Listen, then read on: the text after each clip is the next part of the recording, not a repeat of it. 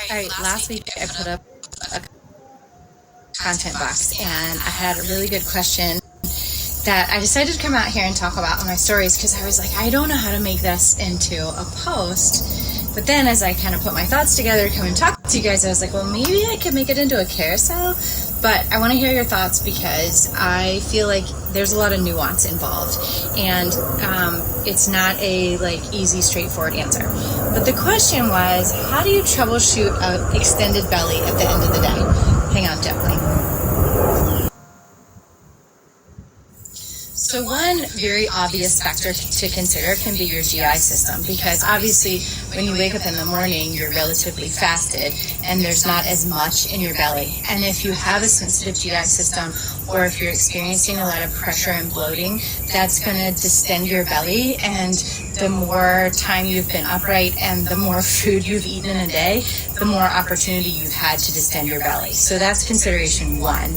Another thing is that when you're asleep, the effect of gravity is not going through your body this way. It's more the opposite, the perpendicular direction, right? And so when you turn yourself upright, then you have to hold yourself up against gravity. And initially, when you first get up in the morning, you might have the strength or the control or the awareness to hold yourself in a good posture. But as the day goes on, you're going to fall into whatever your natural tendencies are. So if you're holding tension in your pelvic floor and you inhale down, that downward movement can't expand into your pelvic floor because those muscles aren't lengthening very well when you hold tension in them. And the alternative is going to be to push out into your belly. Or if you hold tension in your upper abs and you're gripping down, that gripping down is going to put pressure out into your belly.